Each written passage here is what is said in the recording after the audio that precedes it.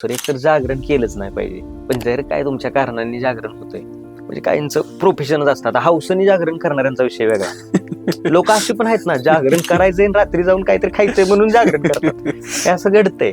तर मग त्यांचा विषय सोडला तरी एखाद्या गोष्ट चालेल. पण जे काय प्रोफेशनच आहेत, नर्सिंग प्रोफेशन असेल, सिक्युरिटी गार्ड असेल, काहींना नाईटलाच जॉब आहे. बरोबर. अशा लोकांचं जर आपण बोलायचं गेलं तर तुम्ही रात्री जर तुम्हाला जागावं लागते आणि रात्री जागरानंतर तुम्हाला भूक लागते, तर तुम्ही स्टिम्युलंट गोष्टी घेऊ नका.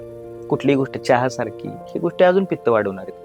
सरास चहा बिस्किट खाल्लं जातं किंवा कुठंतरी चायनीजचं वगैरे चालू असतं, तिथनं चायनीज वगैरे खाणं, त्या सगळ्या गोष्टींनी परत आणखीन पित्त वाढणार आहे. तर तुम्ही जागरण होत असतं, त्याच्यामुळे पचन डिस्टर्ब होत असतं. त्यामुळे हलका आहार घेण्याकडे प्रेफरन्स दिला पाहिजे. तर त्यात काय येतं, त्यात चाळीच्या लाह्या, राजगिऱ्याचा लाडू किंवा थोडेफार एक काळे मनुके, या गोष्टींचा जर आहार किंवा आवळा कॅन्डी सारखी गोष्ट, ती पित्त कमी करणारे, पोटाला आधार देणारी, ह्या गोष्टी जर खाण्यात ठेवल्या तर तुम्हाला त्याचा वाईट परिणाम पण कुठला जाणवणार नाही आणि पोटालाही चांगला आधार तुमच्या मिळेल त्याच्यामध्ये.